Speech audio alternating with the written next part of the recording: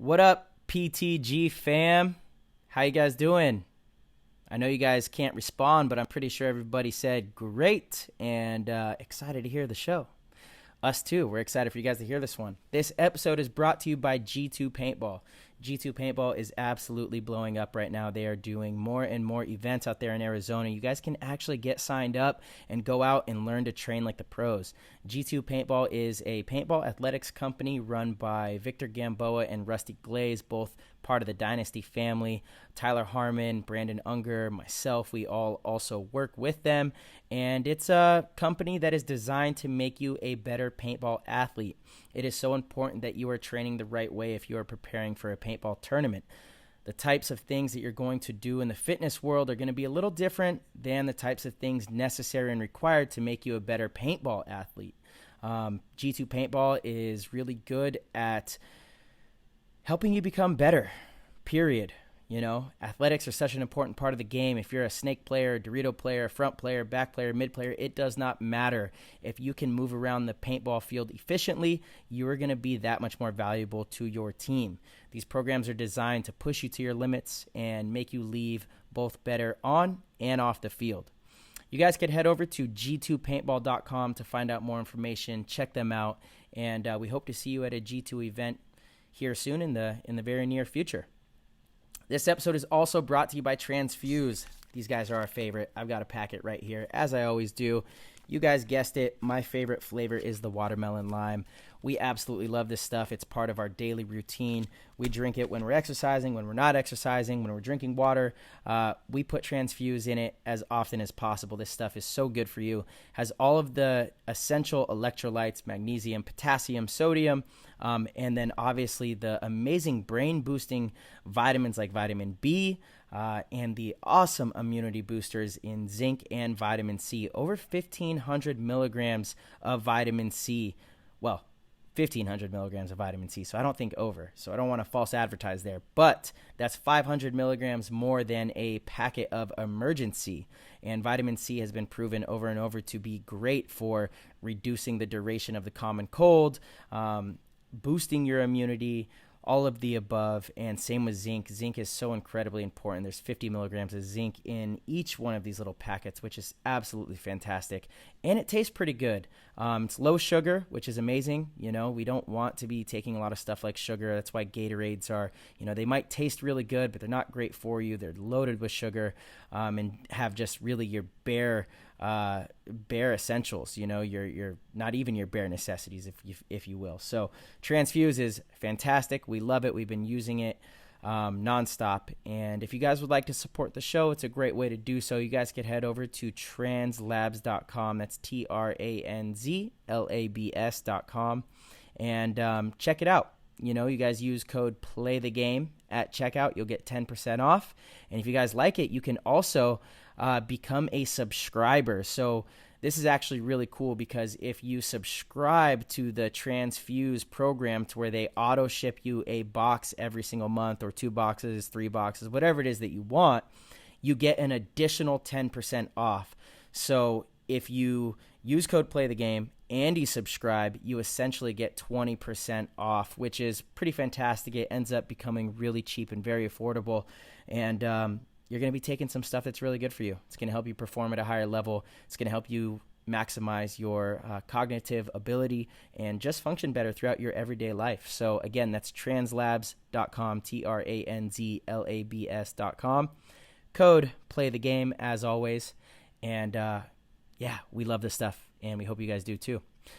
So without further ado, we're going to jump into this episode where Tyler and I just caught up. We've kind of been traveling a little bit over the past couple weekends. We had a event in Denver, and we just want to talk to you guys about what we've been up to, what we've been doing, what we're planning, talk about some of the future shows.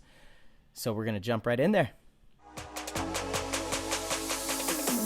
That was an insane inside move by Marcello Margot. Great communication. And the crowd starts chanting Harmon. Great shot by all the guys, though. Tyler Harmon saved that game. Came out with 2 wins. Marcello Margot was on fire. T-Harm, baby. What's happening, my dude? Not much, brother. How's it going? Oh, pretty good, man. Finally recouping a little bit from a long weekend of work. Yeah, it was good out there. Shout out to Denver. We were out at American Paintball Coliseum out there and had a great time with the community. Really, really fun. Learned a lot, just about how to grow the game and connect with everybody and have fun playing paintball. It was a good time. Yeah, absolutely. That was a really fun weekend. And it was awesome to see such a hungry culture, and you say a community of players that want to get better. Everybody's out there having a good time, grinding.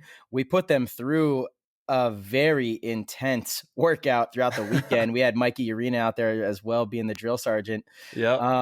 But damn, dude, I was impressed. Not gonna lie, like we talked about it. I was super impressed with how much they put in, especially it was, in the upper 90s at Yeah. that altitude. Like we were putting Totally. them through the ringer.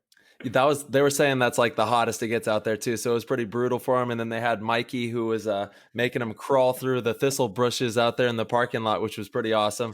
And Yeah. it was a grinder for sure. Yeah, let's explain that real quick. So we had so many people, actually. We had almost 40 participants. So we couldn't have everybody on the field at one time, obviously, because we like to keep it moving. We want to make sure nobody's standing around and we want to make sure everyone gets, a good amount of time with us. So we split it into two groups, 20 with me and Tyler on the paintball field, and then 20 would go over with Mikey Arena into really kind of the parking lot and Yeah. and do a bunch of G2 training exercises while our groups were on the field, working through different paintball drills, and then we would switch groups. It was crazy. It was a lot of fun, and everybody that came, I mean, I bet they still can barely walk. Yeah. Yeah, man. And thank you to Tony out there. He's the one that runs that field, and his son Jesse, took care Yeah, of us, taking us totally. around. It was great times, and we can't wait to come back out to Denver and have some more fun out there.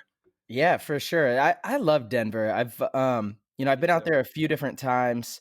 One, they have one of the most amazing outdoor venues in the country, probably in the world, at Red Rocks. If you ever want Yeah. to go there for a music festival or a concert, anything like that, that is the place to go. And then there's just so much amazing surrounding places you can go hiking and camping, all sorts of really cool stuff.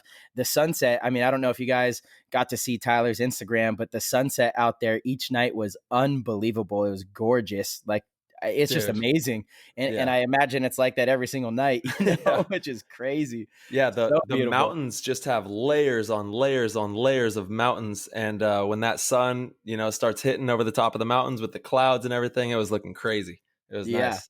Yeah. totally, dude. That was nuts. We went out and got some good food the first night. So we got there Friday night, and it was kind of late, so we were trying to figure out what we were going to eat. We found this awesome little Mexican place by the hotel. We were kind of staying 15 minutes from the airport in this little hotel circle kind of thing. Had a beautiful little spot right out on the patio. It was great Yeah. weather, nice little vibe. Me, you, and Mikey, and our boy Jesse got to hang out. We had some tacos, grabbed a Modelo, and that was night number one. It was nice. Yeah, and I haven't felt weather like that in a long time. It was really nice. I'm out here in Arizona. I think we just broke the record for the state of Arizona for the most consecutive days for over 110 degrees. So it's been Oh my cooking out here. God, dude. I think it's been like almost 40 days or something like that. But yeah, I haven't felt some nice, cool weather like that in a little bit since I went to Boston. That was the last time.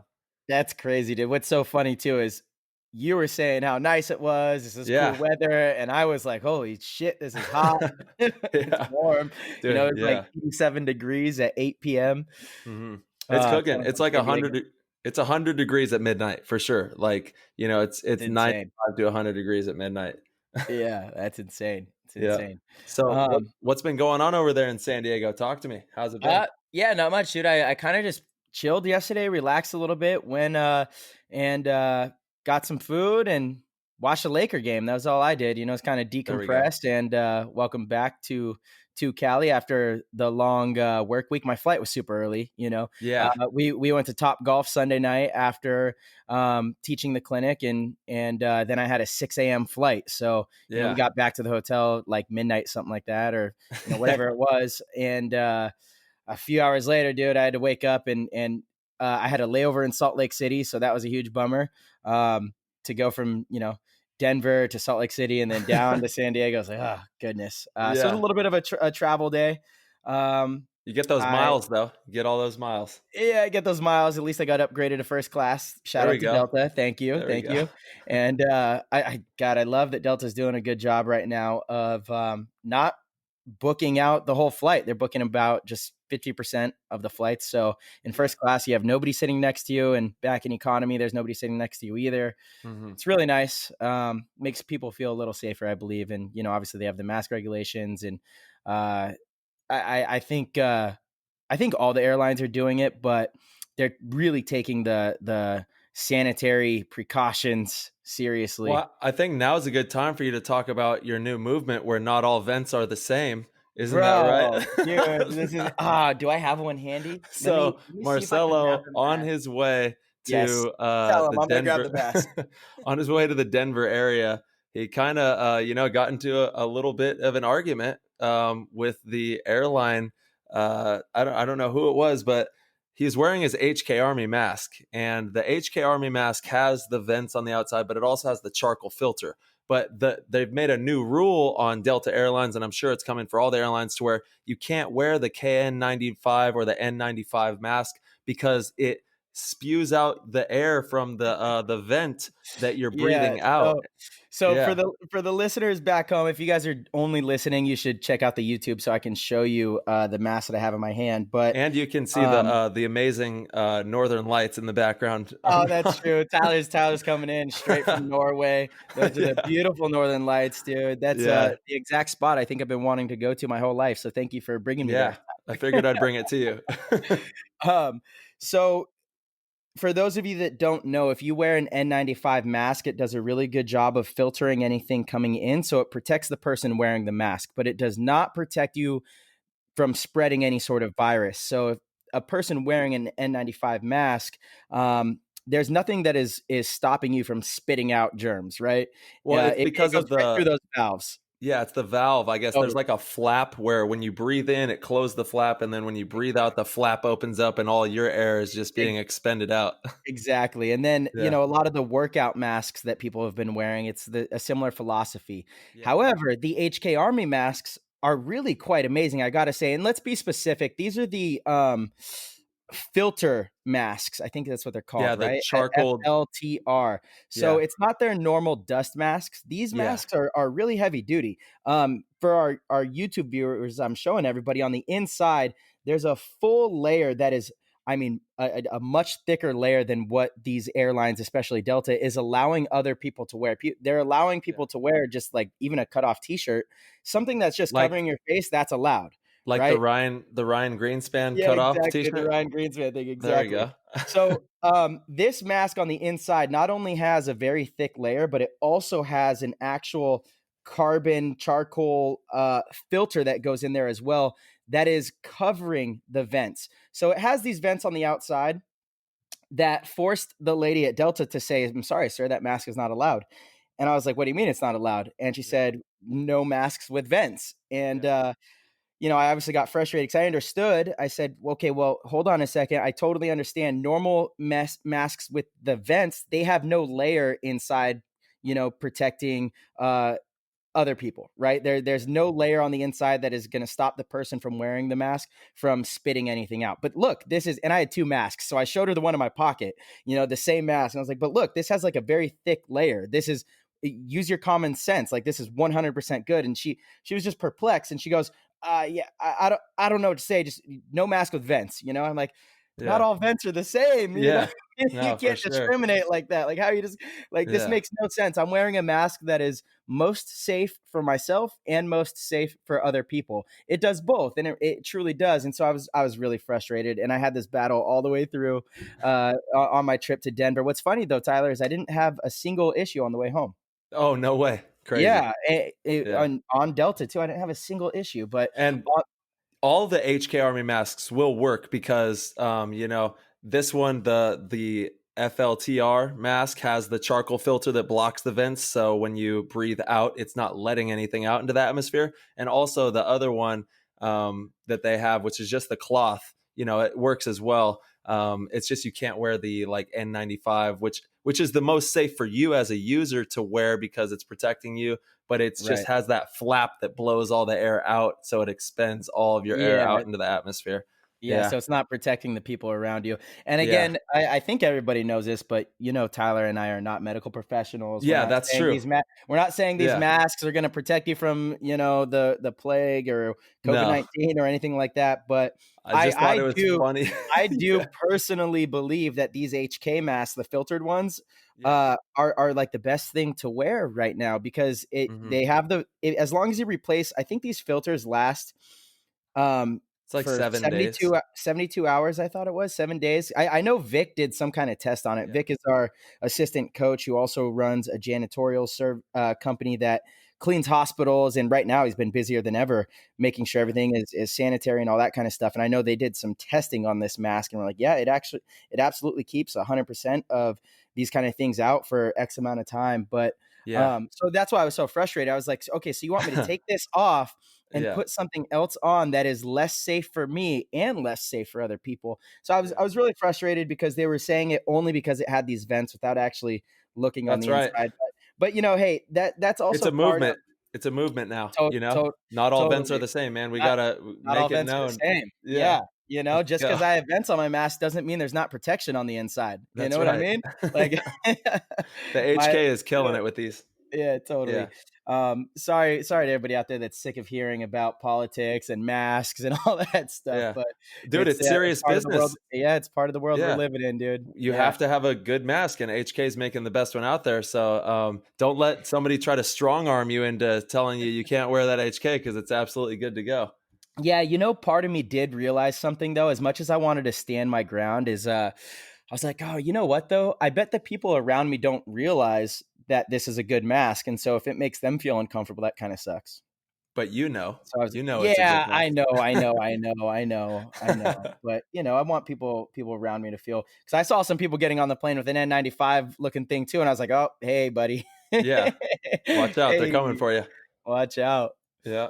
Yeah. And then everything else has been good. Gyms, how's that going out there? Is that Oh, open up no, yet? dude, no No? way. But I'll tell you what I went to this park yesterday, that's by my house, and I'm really stoked. It's actually the park one of the parks in an area that I grew up in, has this beautiful view of a 5-mile lake. And at this park, they have a bunch of different outdoor exercise, like pull-up bars, sit-up things, Nice. all sorts of stuff. So I'm gonna start taking shout out to Dave, actually, Dave Cheney. He was just on the show from New Balance. Yeah. He sent a couple pair of cleats to the house. I'm so stoked because I love the New Balance cleats. They're amazing. Honestly, the most comfortable cleat that I've worn, especially with Yeah. my bunion feet, as we've been talking I about. mean, they're no HK diggers or anything, but they're okay. Hey, you know what? You know what I gotta say? I gotta give HK credit for because again, it's always about my damn foot that doesn't fit well into cleats. The HK cleats also fit very well. I do like the HK cleats too. Dude, and Uh, I've been trying to I told you I'm trying to buy you this thing to help your foot. I know, I Yeah. know, I I know. saw it. You know how they like advertise, they spam you really hard on the Yeah, internet? yeah. It spammed me hard with it, and then now it hasn't spammed me with it. But as soon as I see it again, I'm going for it. I'm pretty sure I know what you're talking about because I've looked into Yeah. all sorts of different little remedies for Lord Toe. Yeah, Lord Toe. Lord Toe.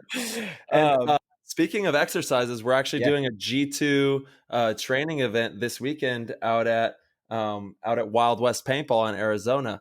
very So if nice. you're in the area, head out there. It'll be on Sunday the 16th. You can sign up at g2paintball.com for that.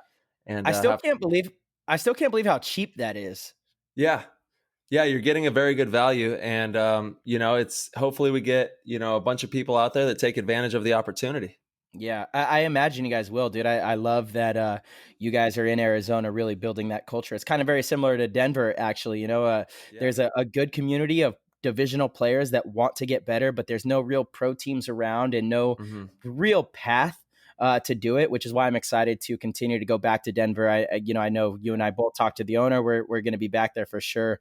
The there was a few teams there. We had Altitude Sickness and Denver Chaos. I believe there was a third team. I just unfortunately don't remember the name of their team, but We had a lot of people. It was some fun. great organizations. Yeah, Yeah. totally. And so we want to see them do well in their upcoming events and kind of work Yeah. with them throughout the year. And obviously it's always best when we get to go back to fields where we've taught Totally. before. That's my favorite thing. And that's why with PTG and these pro schools, what we're going to be doing is we're probably only going to set up places that we go on a regular basis. You know what I mean? Because that is how you build the community. It's not a one and done kind of thing. So to all the fields out there, or even players, bring this information to your field owner. Tyler and I, we want to come out. We want to work with you guys. We want to build a relationship and build the community wherever it is, wherever you are.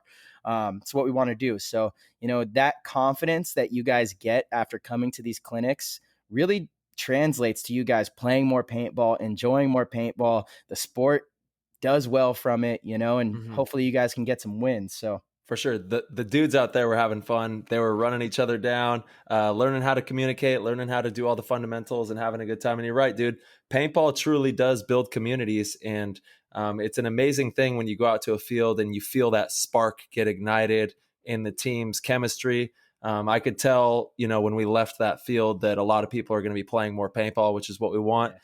And they have like a Thursday night $10 a bag out there at the American Paintball Coliseum out in the Denver area. So if you want to take advantage of that out there, you can play some more paintball on Thursdays. Yeah, dude, that is such an amazing deal. So it's $10, you get a bag of paint, but that also includes your entry. So it's not $10 for a bag and then you got to pay entry. Their field is open on Thursdays to their local area. You go, you pay $10, you get a bag of paint, and you could do drills. Right now, I would pay $10 for a bag of paint and entry to be able to go, even, before COVID. Like, if I could have access to a field to be able to do that at during the week, that would be amazing. I would absolutely love to do so. Fortunately, like Victory Paintball Park was so good to me before Vegas. I was able to get out there a lot, and I feel so bad. They've been shut down this entire time. They never had even a brief moment of opening back up. I really hope they can get opened up soon and get people back out there. Paintball is just such a good thing for people to be doing, man. We've gone to a few different fields during this time, and it's so easy to be able to do the right things at the field. And that's right. You're outside, and a lot of the science is saying that this virus doesn't last long under the sun, and so it's, instead of being cooped up inside and stuff like that, we can be outside playing paintball. And it's one of the best things. Yeah, absolutely. Totally. That's the best thing you could do right now is get out and play some paintball. Oh my goodness. Tyler, I told you I was going to give an update. I've got the TV on the side here. I'm a huge basketball fan. You guys know this. The Trailblazers are playing the Dallas Mavericks right now, and the Trailblazers are really fighting for a 8th spot in the playoff race. They were down the whole game. Damian Lillard has been going off. They just took the lead. It's 132-130 with 40 seconds to go. Oh my God. And Luka Doncic is driving to the bucket right now. He just got fouled. Sorry, guys. You guys are going to get this Wednesday morning, so the game will already be over, but you got it. You're going to have to deal with a little bit of my commentary throat because the end of this game, Damian Lillard has been on a tear. He's the new Kobe to me. He really is. He had 51 points last night. I think he's got like 56 right now. He's just insane, dude. He's an absolute baller, and he's got that mentality, that mentality that you and I talk about so frequently. We did an entire episode when we first started this thing on mentality, because the importance of your mentality is everything. That's your mentality is going to be what drives you to do anything. And if you're successful in business, in sports, in relationships, it's all about the mental mindset. Totally. You got to have that mental edge if you're going to do anything in life. If you're not thinking and using your brain, you're pretty much just useless. So yeah, you definitely have to definitely use your brain to get far in life. That's for sure. Yeah, absolutely. Which is why, I think we enjoyed so much. That's what we like to explain when we teach these clinics, is the mental aspect of the game, right? Damian Lillard has 61 points right now. Oh my God. Go Damian. Let's go, baby. Let's go Damian. 61 points. Come on. That's insane. Sorry guys. This is old news listening to it right now, but there it is. I bet you a majority of the people don't even know, they're going to listen to this first thing in the morning and go, oh, what? He dropped 60 something last night. He's live right now. Yeah. I love it. So, just to keep you guys informed as well, Wild West, we're going there this Saturday for the G2 paintball, and then we'll be at Battle Zone. I don't want to leave Battle Zone out. We'll be there on the 30th, which is Sunday There the we go. 30th at the end of the month. So both of the local fields in the Arizona area. And yeah, Marcelo, I really agree with you. You have to have a mental edge, obviously. Get out there, play paintball. It's one of the few things that we can do right now that can keep you healthy and keep you sane, because it's kind of crazy right now. And, you know, it builds community as well. You're going to be able to get out there and have some fun and be a part of the community and give back and help a company in your area that's local, support local, and just feel great about yourself when you leave the field too. I always know when I leave the paintball field, I'm always super happy and having a good time. It's the best times. 100%, dude. And you know, that was a big thing when we were talking about what we wanted to do when it was, you know, me, you, and Mikey Friday night, kind of talking in the hotel room about how we wanted to run the weekend camp. At the end of the day, we want people to leave feeling like they had a good time, you know. And it's so funny because a, a hard day of paintball does so many good things for you. You go through some of the greatest physical exercise that you're going to do in the entire week, you know. So at the end of the day, you just feel accomplished. Your body's spent. You worked all the muscles. You got the heart rate up. You're getting exercise. You're out there in the sun, getting some vitamin D.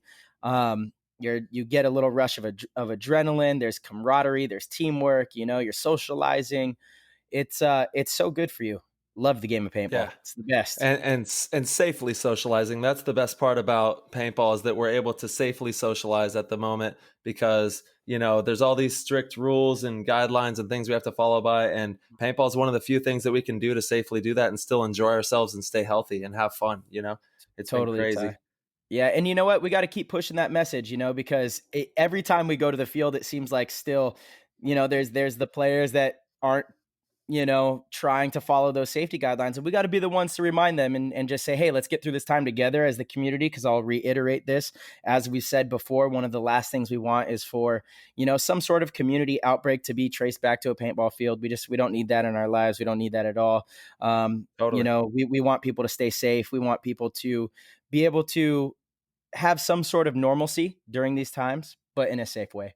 And so, you know, again, apologies if anyone ever feels offended, but it's, hey, fist bumps and you know, distance talking and you know, stuff like that. We don't need to be Yeah. making out when we're having conversations. Yeah. No, I don't think anybody's offended. Yeah, It's pretty totally. common knowledge right now that we have to, you know, just do the right things. My slogan right now is mask up. Everybody mask up. That's what I Mask just up. say. Everywhere I go, I just say mask up, because that's just the life I'm living these days. I have What about the you know, vents? yeah, well, as long as, you know, as long as you have the proper mask, yeah, definitely. Um, and you know, I think that as long as we're just like you said, showing that we care enough to look out for each other, that's really the main thing. Is we got to look out for each other. It's a delicate fabric right now that we're a part of, and we don't want to have paintball be any type of a tear in that fabric. So let's Yeah, just do totally. all the right things we possibly can. Um, and yeah, I would like to talk more about the PTG Pro Schools, kind of dive into what those entail and what we're doing out there, because I feel like it's really beneficial for the paintball community.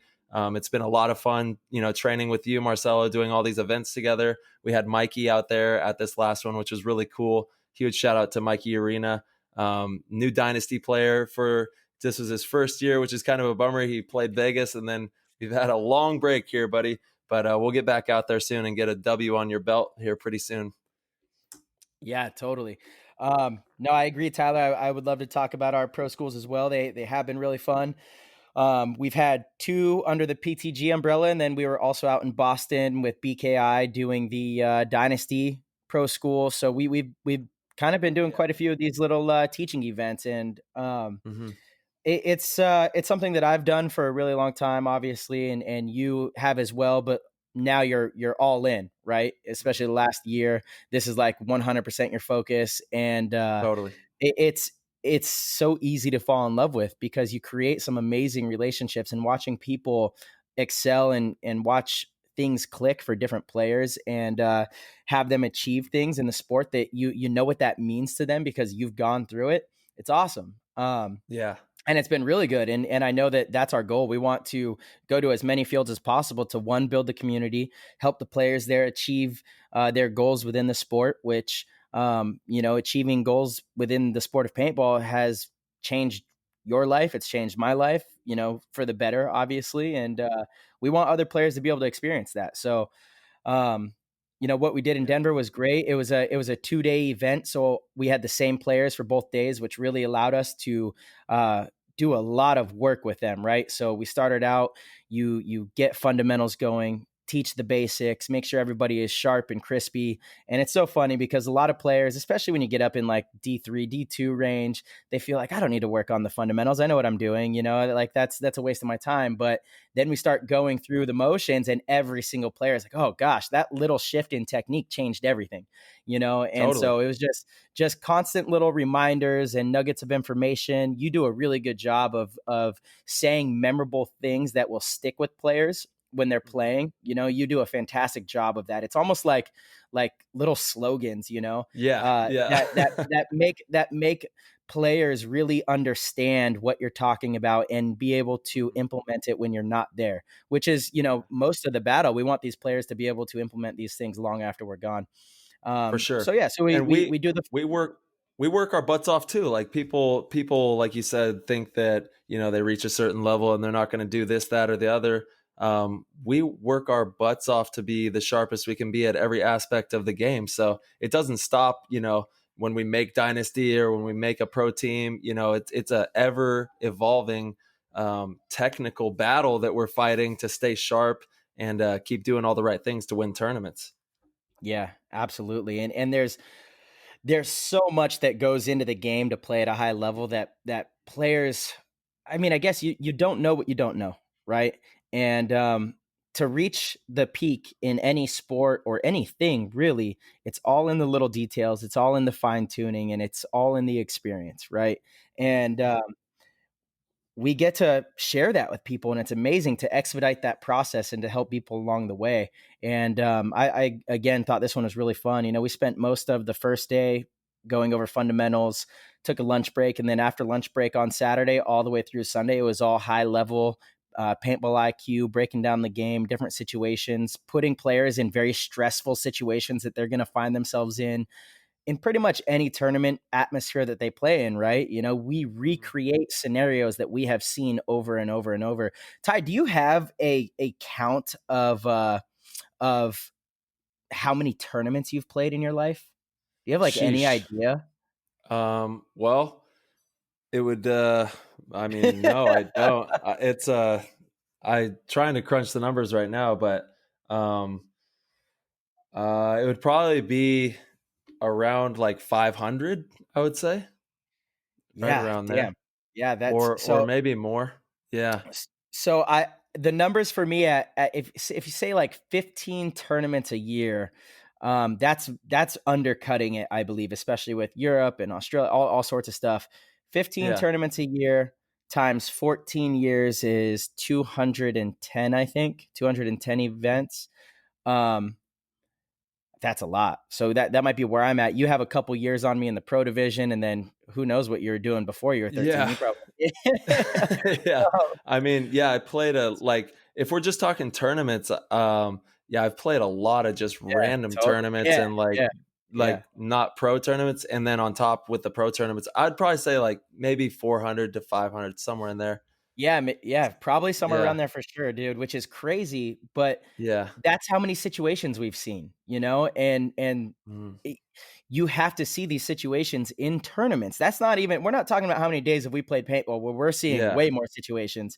You got to Yeah. see it in a tournament where there's a clock or a situation that you're playing, if it's 7-man, Exactly. 10-man, whatever it is, those situations matter the most, right? Clock Hmm. awareness, because the And way that, the way you should mhm. play one situation could be completely different in another situation that's very similar, but one variable is off, right? Totally. All these different leagues. That's why, you had, prior to just having the NXL, there was a lot of different styles of play. So it's interesting, like you said, to see how people break down each style of paintball because, yeah, one decision you make in X ball is a terrible one in the 7-man format. And it's all about playing the game. You got to play the game that you're handed and do the best with it. That's where we came up with this slogan, was out in Europe, and we were playing the clock, we were playing the players, playing ourselves to be the best that we can be. So it's a whole game that you got to play, and you got to know exactly which style you're playing to be the best at it.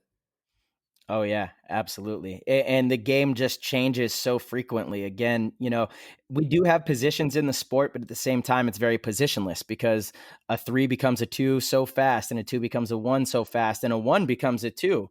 A 1 gets Yeah, out to the corner and can't make his move, so the 2 makes the move into the front spot. Well, then guess what? The 1 needs to know how to be a really good 2 now. totally. And vice versa. So it is Yeah, in a don't box way, yourself in. A yeah, lot of no way. players like they box themselves in. They're like, "Oh, I play mid, I play front, I play back." Well, actually, you have to play every single position because if Yes. you lose your front guy, you're the front guy now. If you Yeah. lose your back guy, you're the back guy now. So that's what I think a lot of players are a little confused on that. It's like, don't try to box yourself into like, I'm the Dorito guy, I'm the snake guy, I'm the mid guy, the back guy. Just be the everything guy because your team is going to need that from you when shit hits the fan and we lose this guy or that guy. You got to become that guy.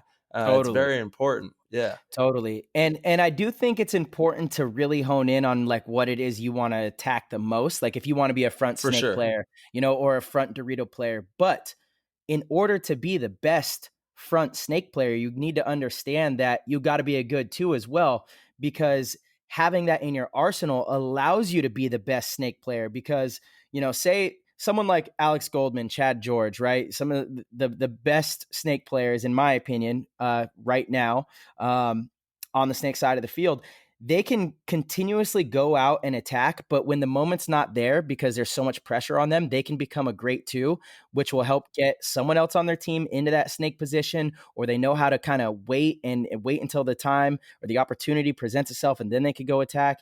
Having those different gears makes you better at that position, right? And Totally. it's the same thing for back players. Like if we lose Mikey or Arturo in front of me, well, guess what? I need to know how to be the 1 in the snake, because if I Yeah. don't know how to be the 1 in the snake, then I'm not a very good 2, Mhm. And if I do know how to be a good 1 in the snake, then I can, and I know how to be a good 2, then guess what? I'm a great 2 because I can get it done on in any situation. So, and we also went over that at the pro school this weekend in Denver. How if you're at practice, don't just box yourself into one side of the field or putting one spot for yourself. Like we want you guys to rotate through every position. Like start your practice where the first snake guy. He starts obviously as the number 1 in the snake, and then after that game, he goes to the Dorito side and is the 1 on the Dorito, and then he moves through to the 2 on the Dorito, and then he'll be the back middle, and then he'll be the 2 on the snake, and then he'll be back to the 1 on the snake. But go through and have your whole entire team run through all those positions because it's going to give everyone a really well-rounded look. Around the world. Yeah, Yeah, yeah, absolutely. Play every position because you could be the 1 on the snake side. And if you only play that position, you're not going to learn the whole field as well, right? So if you go and you play totally. over on the Dorito side and you get into a certain spot and you get shot by somebody in the snake, well, guess what? You might say, "Oh, wow, I didn't realize that this guy could get shot from the snake," which is your position. So then you download it into your brain, Yep. that shot a little better. Or vice Yeah. versa, you make a good shot on the snake player because maybe he's crawling a little too high or he goes a path that is exposed to the Dorito 2 that you're in. And then as a snake player, you can be more complete because you have that understanding of the entire field. Totally. And share that information. Like when after you play the Dorito side and your snake player, or, get that information across so that you're not holding on to all that information. And then when you go back, you can have a well rounded look at how you want to attack those sides of the field. Yeah, absolutely, dude. Absolutely. It's important to be able to know it all, on the field. You gotta get the information. You gotta understand everything that's going on. That's For what the sure. game's about, is processing everything faster than your opponents, and you have to do it together as a team. So everyone needs to be on the same page. Totally. And it's difficult, man. It is not easy. It's draining. You're going to be tired yelling out there, but that's what has to be done to get all the good information and make the good decisions for the team. Absolutely. Yeah. Absolutely. Communication is such a big part of it. Let's Oh, break yeah. down communication real quick. That's something that I really enjoy For talking sure. about. And I liked the way you explained it in Denver. I usually break it up into three different types of communication: your basic communication, your mid-level communication, and your high-level communication. That's how I broke it down in my book, Paintball IQ. But Yeah. I like the way you broke it down to where there's 4 things you need to talk about. Yeah. So Yeah. why don't you share with everybody? Because For it's sure. Yeah. So essentially, and it's identical to what you're talking about in your book as well. But there's 4 things that need to be understood, and there's really not much more you need to talk about on the paintball field. So if you're like confused, you're like, I don't know what to talk about, or I don't know how to process this information. You need to be finding these 4 things out. Number one, you need to know the G count. You need to know how many of them are alive. What you're looking at with numbers wise on the other side of the field.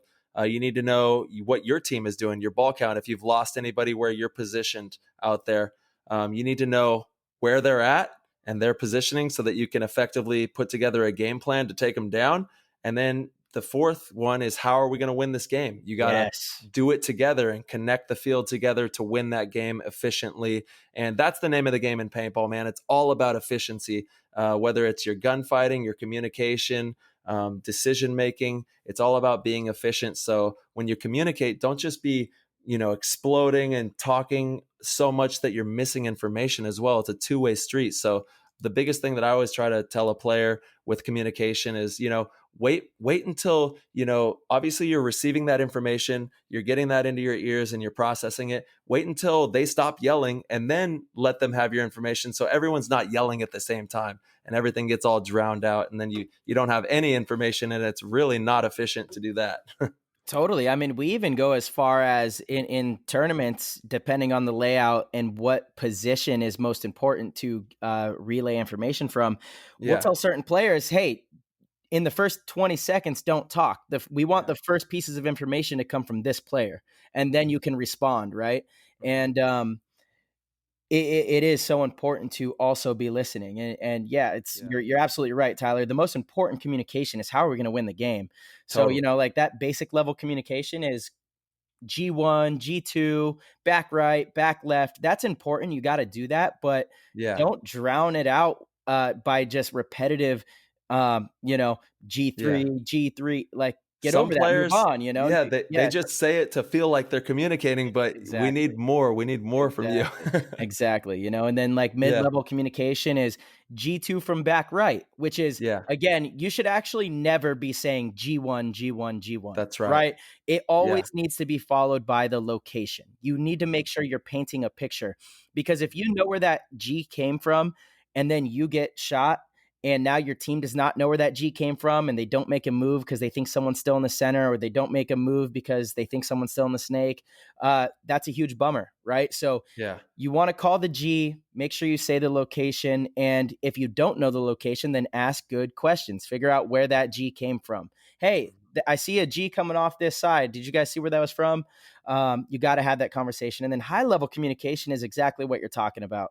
All right, Tyler, back right's on me. I'm going to get out to the corner. Let's get you into the Dorito 2 and then, see if you can get a shot on the center 50. You're putting stuff together, Hmm. and a lot of that actually comes from preparation, from understanding the game plans. I know when I step on the field, if I hear coach call the play, I know what that play is. And I know all 5 pieces on the play, not just what my job is, right? I know what Totally. your job is. I know what Ryan's job is, Yosh, Blake, out, whoever. I know whoever's on the field, I know their job. So Yeah. if we lose them, I can calculate if that's a role that we need to make sure we fill. If we only have one gun on the snake and we're playing against a team with a really good snake player and that person gets shot off the break, okay, well, we might need to make an adjustment to get somebody in position to take that over. And so I can then communicate that because I'm prepared. I understand where our hole is because I know the game plan. You know what I mean? Totally. Um, Yeah, a lot of times you'll have people who just know their portion. They're like, okay, I'm going snake, or they know him and the buddy. Like you got your 2 dudes yeah. on your side. Like, oh, we know where we're going. We're good. Uh-huh. Go get them, guys. Good luck out there. No, you gotta know where everybody's at. And Marcello, you're absolutely right. When you know where everyone's at, you're able to make super good decisions, and then you can fill those holes if something bad happens, which it always does. Someone It always gets does. shot. Yeah. Paintball is almost nothing goes according to plan, Yeah. So you Yeah. have to be able to make game plans. And when we were in Denver, a lot of the divisional guys were asking us, so do you guys have theory behind, okay, so you put 5 places into 5 bunkers, but is there secondary options in a game plan? And I was like, Yeah. that's really a question? Of course there is. Because Yeah. you need to have intention with a play. It's not just, hey, let's go to these 5 spots because these spots are makeable, or this could Yeah. be, it looks aesthetically pleasing. No, you're going into a game plan with intention, which is also important, right? Like, say we're putting together a play that is designed to attack heavy down the snake side, and you're the only one, Tyler, you're the only one over on the Dorito side. Well, if we go into that play and I see that you're getting antsy and you want to go attack, I might look over and be able to remind you, hey, Tyler, hold on, you're the island. Just stay alive right now because we're going to work over here, right? Totally. And it's so important to know all of the things, because you're going to play that play completely different than if we're doing a Dorito attack. You're not just a front Dorito player that's trying to do the same thing every time. You got to work within the mechanics of the play and the style, because we're trying to give a flow to the game so that we can kind of manipulate the other team, right? We want to hit pressure points on the other team one at a time, one play at a time, so that we can dictate the pace, That's right. Yeah, you want to stay on that curve. You want to be Yeah. the one that is dictating the pace, absolutely. And because if you catch yourself on the other side of that pace, then you're playing catch up. Mhm. And it's a big game of chess. We got to make sure that we're outsmarting our opponent and making good decisions and not becoming predictable, which is very, very easy to do. And I love what you brought up, the island drill. For people out there who don't know what this is, it's like a drill with a counterbalance kind of thing going on the field, to where you have one person on the Dorito side versus the enemy has 2 people on the Dorito side. And then on the snake side, you'll have 2 people on the snake side versus that enemy 1 on the snake side. So it's really cool to see what happens. Sometimes you'll have the 2 from one side will send that other player over to the Doritos, or vice versa, to go and give themselves a really powered attack. But it was really fun watching that in Denver too, seeing how they all broke it down. Yeah, it's awesome to see how players break that down, because it is different on every single field layout, right? And it's Yeah. dependent on like what side is stronger. So in Denver, the snake was so long and dominant that if the 2 players on the snake side did what they were supposed to do, they won every single time. Yeah. Right. And so, often it starts out as a race. The 2 players on the Dorito side try to beat the 2 players on the snake side by going down, overpowering the one, and turning the field. It became very apparent on this layout that the snake was too dominant, and that the Dorito side wasn't able to beat the snake side. So the move ended up being one of the 2 on the Dorito side would filter towards the center to try to slow the snake side, right? And then, that's going to help you out tremendously doing these types of drills when you're preparing for tournaments, because you're going to find yourself in those situations. If you think about a game plan, it's typically 2-1-2, 2 on the snake side, 1 in the middle, 2 on the Dorito side, right? So if one of the sides loses a player, that guy's almost automatically an island, unless a back center shifts over. But especially in the mid game, it always comes down to these 3-on-3s, and there's always an advantage, and you got to learn how to find that advantage and exploit the advantage, Totally. And like we opened up with this, it's all about communication. That is really the bread and butter of paintball, man. Without it, you can't make good decisions, and that's how you win paintball games. Great being a good gunfighter and all this, but if you can make the best decisions, you're gonna, it doesn't matter how good the gunfighting is if they're looking the other way and you tag them in the back. Exactly. Exactly. If you make the good decisions, you'll come out with those big W's, and that's all from communication. So that's the cornerstone of it all. Yeah, 100%. Communication is key, and we preach it in every single clinic. It's such a foundational part of the game. You look at any team that wins, they have great communication throughout the event. That's how you solve the problems. There's a lot of problems going on out there, and really good communication is just the signature of experience. That's all it is, and people think that communication sounds so basic because everybody in the world can technically communicate, but it's having the right conversations and understanding how to break down the field. And it all comes through communicating, on the field. So that's what it's about. Even our warm-ups, like when we did the PTG Pro School out in Denver, when we do the warm-up, we open it up.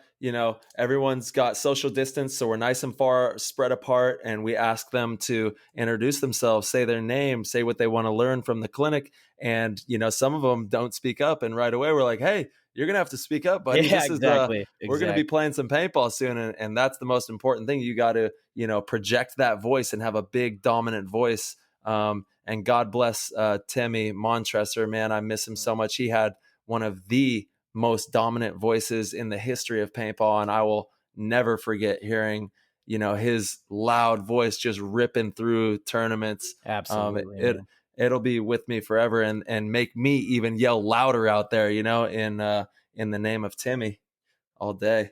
Yeah, absolutely. TM40, dude. Yeah, He really did have such a unique voice. Yeah, yeah, again, I saw so many posts about it. I even personally had, but that's one yeah. thing that will carry with us is walking up to the paintball field. If his team was playing, you could hear him from the parking lot, Oh yeah, and for it sure. just it does such a like you say, and like our team mantra is loud on the field, quiet in the pits. Right when you Yeah, get on that paintball field, if you're shy outside in regular life, that's okay. Once you put that mask on, speak up, be big, yeah, be loud, be everything that dude. you want to be, go out there and get it. You have to be. If That's you want to yeah. succeed in paintball, you have to. So it forces you to rise to that occasion. You know what I mean? That's the beauty of paintball, man, is you can live as loud as you want to on that Yes. paintball field. Yeah. There's no other place that I can live louder than on that paintball field. And I'm so, so grateful to have that space to create. It's like a canvas that we're able to go out there and paint with. And, we've both painted really amazing things in our career and are excited to paint some more things out there as soon as we can get back out there, which I hopefully is pretty know. soon. Oh gosh, I just want to compete again, dude. I know. So what do you think? Are we going to World Cup? What do you think, honestly? I don't want to be a fear monger. Yeah. I just, dude, I don't know. I don't see how. I don't see how. Yeah. I don't see Yeah. how. But as long as Disney stays open, I guess we'll be able to go. The only issue is, so Yeah. look, there's a good chance that there will be some type of World Cup, right? Yeah. But think of all the teams that are coming from places like, say, New York, for example, where if they go to one of those states, and Florida is definitely one of those states, when they come home, they have to mandatory quarantine for 2 weeks. Like, I don't know how many people can miss that much work when they come Yeah. back. I just don't know. I'm hopeful, and I know that the guys at NXL, I know Tom Cole's trying to do whatever they can to make sure it happens. I think we need to have some sort of World Cup if we can, even if it's not what we're used to. Um, so we're just gonna have to see. There's still a lot of time between now and November. A lot can happen for better or worse. Yeah. Maybe if we come together as a country and really do our best to try to knock this thing out, Yeah. things can start to look a little better. But who knows, man? Who knows? Yeah. Lots And up he in the said air.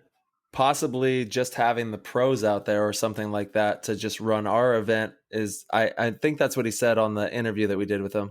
Yeah, well, he wants to do maybe over multiple weekends too, right? So, like one group will come for one weekend. That's if there's a cap on the amount of people that can be in one area at one time. But if Disney's open, I don't know. I don't know that that's even relevant, right? Yeah. Um, yeah, man, we'll have to I see. know. I'm Crazy. chomping at the bit, dude. Get I know. I just want to play top level paintball again. It's been Totally. too long. Yeah. Totally. But what is great is it seems like there's a serious demand for coaching and clinics. And I know Yeah. with BKI, Totally. we're doing really well at BKI. We have a ton of new content for everybody. If you guys are not members, I highly suggest you get in there. We've got a lot of film room stuff. You can use code MM33 when you sign up. Shameless plug. But Absolutely. Get it's in it's there. it's great during this time to be able to have that kind of content. One of my favorite things to do is these field or these game breakdowns, right? So I turn on Go Sports on my computer and I record it and I go through the step-by-step process of what's going on in the players' minds, in my own mind during different matches. And it's really beneficial. It's a great way to have you guys understand the thought process behind some of the moves and play calls and all that kind of stuff at these events. Oh, it's absolutely pivotal. It's fundamental. You've got to understand the way that we're processing all this stuff out there. That way you can start to emulate that and then make those good decisions as well. We are as human as they come as well. We make mistakes all the time and Oh we yeah. watch video. So Oh yeah. it's just it's an ever, churning creation process, trying to figure out how to be the best paintball players we can. And it comes from the way that we process that and making good decisions. It's absolutely pivotal. And BKI is doing a great job of giving everyone a way to get inside that brain, processing and Totally. see how it's all going. Love Yeah. that. And we actually had the owner of BKI, Anthony Vitale, on in one of our previous shows. He's an awesome dude. If you guys haven't checked that one out, you should head back and listen to it. He's Yeah. so integrated, and his influence in the industry runs really deep. A lot of people don't even really notice it. Him and Lori out there in Boston do such a phenomenal job. Yeah. The summer camp was spectacular. What an amazing event. I'm so glad we were able to pull it off during these conditions. And, it looked different than summer camp had in the last couple of years, of course, but we were able to make it happen and make it work. And it was a great event. So, and actually what's amazing, huge shout out to one of my good friends, VG, VG, he played on Yeah. our 10-man with us. Yeah. We won the tournament together. That was fun. Yeah, 100%. He, a longtime friend from Colombia. He made a treacherous journey to come to the summer camp, came to summer camp. Well, first he came to the 10-man event the weekend before, came to the Dynasty Clinic the weekend before, then played the 10-man with us. We won the 10-man. Then he stayed through, did the summer camp, and now he's so I don't know if I said it. He's from Colombia. Yeah, I did. So he's staying in the U.S. now. Well, originally it was just until September. He was going to do a little tour, try to come to as many clinics as possible. He was actually supposed to come to our clinic in Denver last weekend, Tyler. I don't know if I told you, but instead he went to try out for DMG, and he actually made the semi-pro team. So he's working on moving here to stay in the U.S. and chase a pro dream, and he's so excited. And it's just really a testament to hard work and dedication to come all the way from Colombia, where paintball is very small, obviously, and all the work that he's put in. And I've seen his journey over the last 5-6 years, and it's been amazing. So it's just a testament to his work ethic and his dedication. And literally he's dropping everything he knows to try to move to a foreign country and make it work. Yeah, dude, he's got the biggest heart in the game. He had so much fun at the clinic we did, as well as that 10-man. We got to win together. Just an amazing guy with a big heart for the game, and we need more people like that. He's very, very hungry, and he's attacking, and he's going, after every opportunity he can to play as much paintball as he possibly can, and that's why he's going to reach his dreams. And I also want to say huge shout out to Anthony and Lori out there for everything they do. Those events were insane, and we had a great turnout, and a lot of great people had a bunch of fun and met new people and built, new relationships and friendships that'll last a lifetime. Yeah, it's been amazing, man, seeing some of the kids that have come up through. They come to the Combine, the summer camp, different clinics that we do. And it's really starting to pay off. In the next 5 or 6 years, I think there's going to be a whole new wave of professional players. Austin Beatty already achieved the dream. He's been in our camp for 4 or 5 years. You know him. He's out there. He's part of the G2 program as well. He's in Arizona, plays for AC Diesel now. And then just so many of these kids have potential to truly become some of the best players in the world. Mm-hmm. Yeah, it's all about what they want to, put into it. You got to really go for it. And they are. You can see the ones that are going for it. It's not a mystery why they're getting good. They're playing a lot of paintball. Absolutely. Hey, Ty, I'm sorry. And I'm sorry to the people. Can you keep them company? Can you keep everyone busy for 1 minute? Sure. Absolutely. Yeah.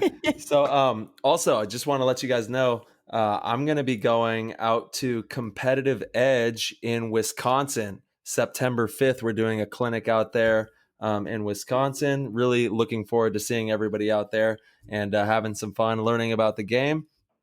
And then also the G2 stuff we have coming up this month. So if you want to get involved and play some paintball, go to g2paintball.com and check out what we have going on with those. And then if you're in the Wisconsin area, head over to Competitive Edge on September 5th. We'll be out there that weekend, and we're going to be having some fun.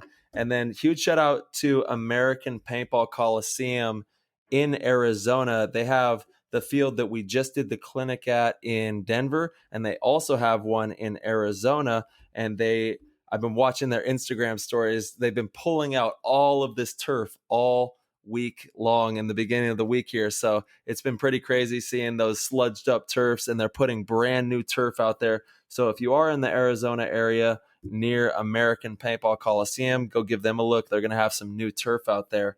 And also be on the lookout for some PTG events. I know that myself and Marcello and Mikey Arena want to get in there and do some training as well. So go out there and check out their new turf and give that a look. It's going to be nice and crispy, brand new turf for everybody in the Arizona area. Yeah, do you know where in Arizona that indoor field is, Ty? It's pretty much right downtown of Phoenix. Okay. Damn, that's a great Yeah. spot. Yeah. Yeah. It's right Heck yeah. in the city, right there. Dude, super cool. And yeah, I've been seeing on their Instagram too. They're lacing that bad boy up with all the new goods. Oh yeah, it was Sludgeworth out there for a minute. Yeah. Like those turfs looked crazy, but they Yeah. got brand new ones going in, which looks great. And then if you're in the area, go out there and do some training on that new turf. Yeah, absolutely. So, Marshy, what have you been doing? Like, I know it's hard. I'm sure people out there are struggling as well with training with all this madness. You said you're going to the park, Yeah. and then just doing anything we can, doing these clinics and running around out there. It's actually good training for our voices Yeah. because Yeah. doing these clinics, you have to yell the whole time, like start the games and then just different information. And when you play paintball all the time, your voice is ready to go. But like after this last weekend, my voice was toast. Totally. Yeah, me too. Yesterday I was like feeling hoarse all day. Yeah, And even throughout the clinic though, normally when we do these clinics, I can yell all day Saturday, all day Sunday to start the games and speak yeah, up and have a big voice. And the last few that we've done, like halfway through, I'm like, Tyler, you got yeah. to take over this one. Like I could feel my I voice was know. going. Yeah, And people don't realize that you have to train your voice actually for paintball, and we're for so sure. used to playing every weekend to where we are training it without even intentionally training it. Yeah, But it makes a big difference to make sure you have strong vocal cords so that you can carry, a big voice. It's so crucial. for sure. Yeah. So if you're in your car, just start yelling at yourself or something and and start training that voice for when you can get back out to the paintball field. Yeah, totally. Like some Yeah. loud hums, something like Yeah, that. exactly. Yeah, Hums are, dude, that's hums are really great. good advice. The hums are really good. Just anything to keep the vocal cords going because you'll see once you get back to start playing and you're yelling, you're like, oh my God, I can't even talk the next day. Yeah, absolutely. Yeah, and Um, training has been crazy. Like my gym's closed down. I know yours is. So yeah, just doing anything we can to go to the parks and do stuff like that safely. Yeah, trying to get to. I have a really nice grass hill area where I can do some uphill sprints. I got to be honest though, I haven't been doing many of those. Not as many as I would like. What I have Yeah. been doing a lot of is just body weight squats because squats are one of the best kind of exercises you can do. It really is a full body movement. When you Yeah. exercise your legs, it really gets the heart rate going. It's good for burning fat. It's good for Hmm. releasing testosterone throughout the body. It's a really good way to keep yourself in shape. And if every like 30 minutes you just get up and bust out 30 or 40 body weight squats, Yeah, you're gonna get a really good workout actually. totally. I've been doing a lot more. Like I've been playing a lot of tennis, which is There also we a go. really good workout. And then obviously I've been playing a lot of golf, which is a Yeah. better workout than you would think. Yeah. Like your body's moving at least, and maybe it's not like my muscles don't get really sore, but I feel like my bones are being lubricated or something, Yeah. because you're moving everything, and Yeah. yeah, I don't know. And even if you don't get the golf cart too and you walk that whole course, you're cooked at the end of that. Yeah, I bet. For sure. I refuse to do that. I Yeah. want to get my exercise in outside of the golf course. I don't want to be sweating all over the course. Maddie Marshall wants to walk every time we go, and me and Ryan are like, Yeah. no, now we're getting a golf cart. Yeah. Way more That's fun. funny. And we got to play like we said in the beginning, we got to play some top golf when we were out there in Denver. That was pretty fun. Yeah, Shooting yeah, the ball. It's yeah. always That a good was time. fun, dude. They're opening a Top Golf here in San Diego. I'm really stoked. Oh, there we go. That's gonna be Yeah, cool. they're really great. Me and Rusty will go over to the one that's like in between us, and we'll meet up over there with the kids sometimes and play some top golf. He's got this sweet little pass where you pay like a certain amount for the year, and you get to bring up to 5 or 6 people for free. He has the pass, and then he can bring 5 people. So Oh, dude, tight, I just go and mooch off of him and go play some top golf. tight. Yeah, that's awesome. And Thank you, honestly, Rusty. yeah. Thank you so much. Shout out to Coach. Yeah. It's not even that expensive anyway, though. To be honest, I was No. impressed with, like, to get a bay is like $50. Yep. Yeah, we made a Pretty good. little PTG night out of it and had Yeah, did it for the game and had some fun out there. yeah, heck yeah, I like it. Yep. That's what it's all about. 100%, dude. Yeah. So Ty, I think while we're on the path of talking about our clinics, I Hmm. feel like we should talk a little bit about the game. Yeah, Um, absolutely. I think one of the more common questions we both get, and that's, this was your idea to talk about the start of the game, the mid game, the end game. Yeah. Again, that's actually exactly how I broke it down in my book. I have three separate chapters. One's the start of the Perfect. game, one's the mid game, and one's the end, because there's different things that go into each section, both fundamentally and methodically, that matter. So let's dive into Absolutely. that a little bit. Let's talk about the start of the game, the Yeah, importance. so I mean, obviously on the start of the game, um, very number one is not being predictable with how you set up to break out, right? So a lot of people give themselves away to their opponent just in their body posture. And I know that something that you've been preaching and that I'm a huge advocate of is trying to look the same every time you line up on that start box. That way you Totally. can't be easily predicted. So, there's going to be certain situations where you have to get into a sprinter stance or a stance that is kind of out of alignment with what you predominantly do. But that's just if you have to make that spot or something of that nature. But for the most part, you want to look the same just about every time you pull up to that box so that you're not readable. And then, the second aspect obviously is the breakout and making sure you're dialed in on those shots, which I know you have a lot of very valuable information on how to be effective at that. Yeah, absolutely, Ty. I mean, the start of the game, it's funny because I think as we go through each one of these segments, I could say the start of the game is the most important part, or the mid game Yeah. is so important, but all these parts are Yeah. so crucial.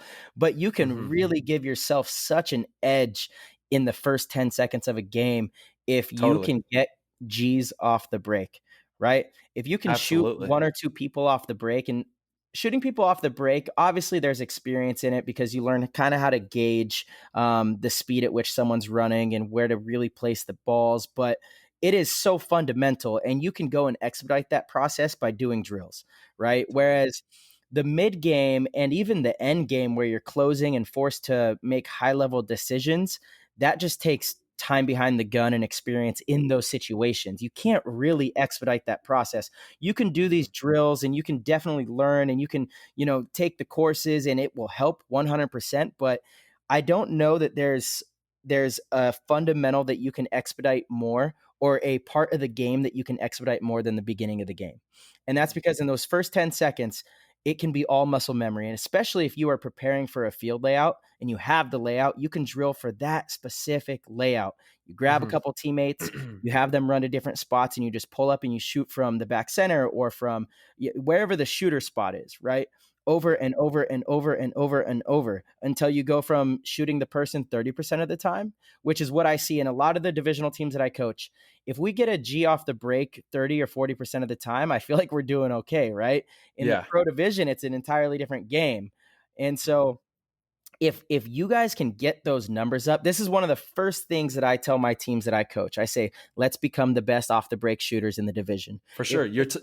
Yeah, you're talking about giving yourself immediately a 20% exactly. or a 40% if you hit two. You've Exactly. just given yourself a drastic advantage in the game. Exactly. Yeah. Exactly. And it's something that you can easily drill, and that you Yeah. can get really good at much quicker than I do believe all the other skills, right? Mhm. Um Totally. and And I'm so with you with like the mid game too. There's no real fast way to expedite learning that. You've got to yeah. you have to take it upon yourself to do a bunch of work and go through a bunch of situations to understand that aspect of it. Totally. And if you come to some Yeah, of the pro schools, we put you in those situations and then we that's right. explain them to you. So of course it will Mhm. expedite that. But again, I just don't think that there's anything you could expedite more than Yeah. the start of the game. So Hmm. off the break shooting, in a very basic way, is learning how to shoot great from the shooter spot. Then Hmm. the next level of that is understanding how to pick on want to shoot, right? So maybe Hmm. you have the back center shooting for the snake runner, but even the best shooters in the league can only hit it 70, 75, 80% of the time on a certain layout, right? So now incorporate, if we really want to make sure we shoot that player, let's figure out a way to put a second gun on that player, right? Yeah. Maybe it's from the blind zone on the Dorito side that's right outside of the start gate. And Um, typically it is, right? yes, And exactly. really understanding the power of these blind spots, they're Yeah. so huge. And it's just It's literally like a 1 or a 2-step move that you take to get in position to make that shot cross field. But that is going to give you that 20%, that 40% advantage. If you hit one, obviously that's 20. Hopefully you hit two and you give yourself a 40% advantage on the game to come out with the W on that, you know? Totally. Which is, a lot of the teams again that I coach, I don't have them shoot the interior spots because it's just too hard. And so I have them shoot for the runners. Mhm. But if you get really good at off the break shooting and you could shoot the interior spot, one shooter can potentially shoot two players on the break That's because right. the runner has to run through that interior spot. So Yeah. if your lane's good enough for the runner, it's probably good enough for the two as well. And Sure. that's why you see the Russians, they often can shoot two players on the break, sometimes three. And it's because they have those interior shots dialed in better than most teams. And it's just repetition. And the interior That's right. shots have always been something that I feel I've excelled in. I feel my off the break shot is really crispy. I can get my gun up and get that first ball right where I want it, right on the inside of those interior bunkers. And it's a That's very, the yeah, that's the That's key. the key, dude. It's It's that first everything. ball. That's it, because it's literally you have like 2 to 3 paintballs that if you don't have those first 2 to 3 paintballs, that number 1, 2, 3 paintballs sent perfectly, you're gonna miss that interior, and then you have to quickly draw out to get that exterior shooter as well, the guy that's running out to the corner or to the Dorito or wherever snake. But yeah, you can definitely get two, and you've become really good at that for sure. Absolutely. Well, thanks, Ty. I know that if I can get some of those G's off the break, you guys are going to feast and make me look even better. That's right. It makes my job easy when you do that. I love it. Yeah, it's funny. Like back in the day, right? Actually, with Russian Legion, Fedorov got paintball famous because he would run from one end of the snake to the other, shooting people in the side.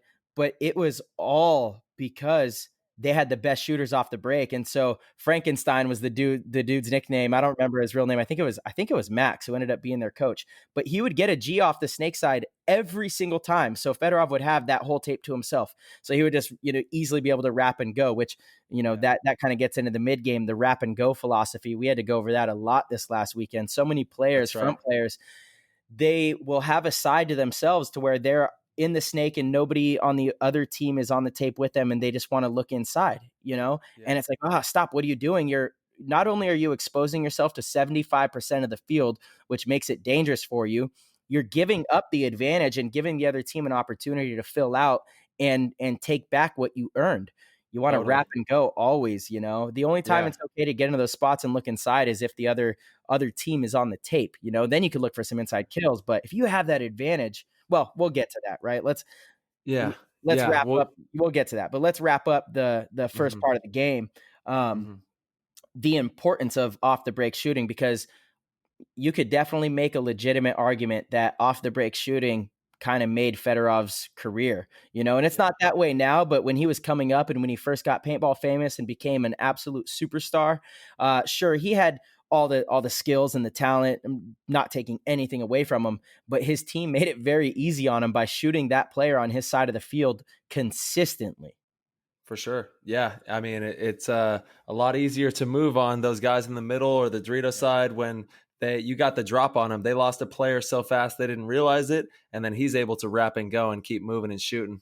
Yeah, totally. And as a coach or someone who's calling the plays, that's why it's so important to dictate the pace, like we were saying. So if you shoot somebody running wide, then you have to adjust the next shot and say, okay, well, we just shot them. Now where are they going to try to go? You want to be one step ahead, and then you want to try to shoot that next spot.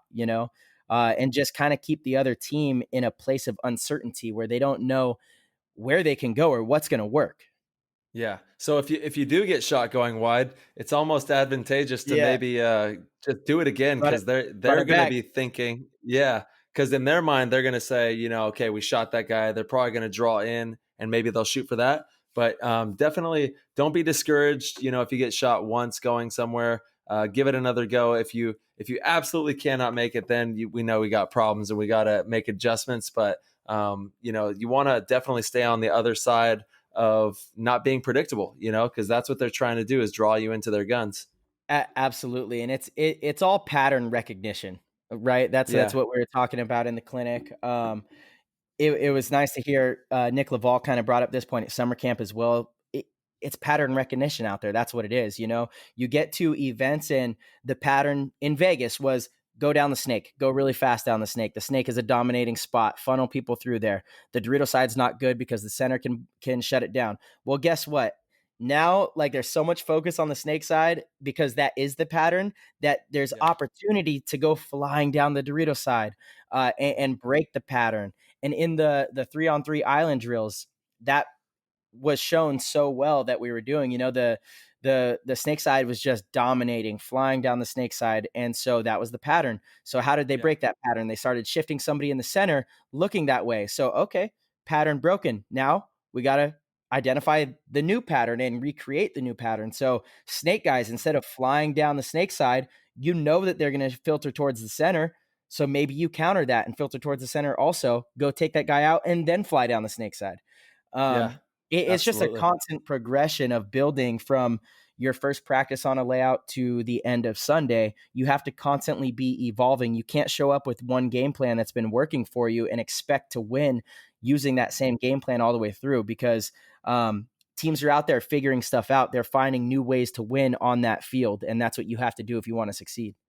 Yeah, and I feel like maybe back in the day there was some fields where you could have one game plan and sit Right. on that and do that. But with the Totally. way that they design paintball fields in this modern day right now for the last couple of years, it is in your face, get rocked and rock them back. You know, it's up close and personal all day. There, you know, people flying down the snake, up the middle, down the Doritos. So they have all these huge bunkers, which is really promoting a lot of movement. So you can't really sit back and win those games the way that you used to. Actually, we advise that you, if you're down bodies, you better think about how you can make a move because sitting is not the way to win. You know, you gotta go for it. Oh yeah, totally. I mean, that's a good point. Something we kind of talk about a lot, and it's no secret amongst the pros, at least the experienced teams. So I don't even mind because you Yeah. still got to stop it. It's hard to stop, but Hmm. if it's a tie game or especially if you're down points, um, or it's a tie game and you lose a couple bodies, your best chance to get back in that game is by attacking. You're accomplishing two things, right? You got to think the coach is in the pit wanting to blow the buzzer. He wants to get the team out of that situation so you guys can reset and have enough time on the clock to either make a comeback or get that point back. So make his job easier. He's not going to be upset with you. You know, if you go and make a move, the last thing you want to do is sit there in a 2-on-3 or 2-on-4 and just cross it up with your teammate for 4.5 minutes to eventually get whittled down because that's unless the other team makes a really big mistake, you're not going to win those down body situations anymore. Teams are getting so much smarter and are making these mistakes less and less. Now, don't get me wrong. People do win these 2-on-4 situations by sitting there. But I'll tell you what, if you go back and you watch the pro games, you watch the last couple years, down bodies, players that make moves are being rewarded time and time Yeah. again. It helped the Ironman win in Las Vegas. Very first point, A-Rod 1-on-2 goes and makes a move instead of sitting there in the corner and letting the Russians pinch him out. He pulls that point off. It completely turns the momentum around for the new guys on the team because the new guys on the team, if they don't win that point, maybe they second guess themselves because they got shot kind of silly, but instead they feel juiced. They won a situation they shouldn't have won. It deflates the other team. It deflates the Russians. Dang, we had a 2-on-1 in the very first point, and we lost it. Now, Hmm. look, there's a fine line. You know, there's so many ever-changing variables in the game of paintball. If you're up 2 points and there's only a minute and a half on the clock and you go down bodies, you better hunker down and kill as much time as you can, right? Yeah, Don't, you got to play the game, play the that's right. situation. The game is Yeah. constantly changing. So, Yeah, that's right, man. It's constantly changing. It's always brand new, and you got to be aware. The paintball player that's the most aware is going to come out with the win. And sometimes it is sitting back, depending on what the clock says and what the score says. Sometimes it's making that bold move. And like you said, what it does is, man, it really puts an opponent on their heels when they don't expect for this one guy to be attacking, and then you know, if you go and become a rogue player and get one of them, now you're in a one-on-one and you've set yourself up for success. So it can definitely play into your advantage there. absolutely, Ty. So, what Yeah. do you think the most important part of the mid game is? The most important part of the mid game is accumulating all the proper information. We have to Communication. have, yeah, communication. That's right. Right. Yeah, we have to put all of the pieces together in our mind's eye. That way, we can, know how we're going to take these guys down effectively. And it's also making good decisions in gunfights. And knowing exactly how we're going to attack the field in that mid game situation, for sure. Absolutely. I always try to that's where you have to find the advantage, right? In every paintball game, there's an advantage somewhere on the field. And Hmm. you won't know it based off your game plan. You could set up your game plan to try to give yourself an advantage on a certain side, but it doesn't always work out that way, right? Yeah. So the mid game really is all about finding where your advantage is. Maybe you guys have a 2-on-1 on the Dorito side, or you're deep up in the center and you lost your Dorito player. So you decide you want to turn that center guy's gun towards the Dorito side because you think the other team's going to try to push down that side. So maybe your advantage is being in the center right there and picking up those Dorito guys. Um, Hmm. it's finding where that advantage is and seeing if you can win through that route, right? For sure. Maybe we lose two guys on the Dorito side, but we also shoot somebody on the Snake side and have me and Mikey over there, and I'm like, Mikey, we got to go win this game fast before they get behind us on the Dorito side. Yeah. It, Yeah. it's finding where that advantage is and putting that plan together. For sure. Yeah, and to couple that, I would say asking really good questions, man. Like during that time is the time that we got to be asking each other really good questions. And also, like out in Denver this last weekend, I just kept asking the guys, like, what is stopping you? Yeah. What, like, if you're not being shot at, if you're not, putting a game plan together or doing something to progress the game, I don't want to see you just sitting in your bunker shooting.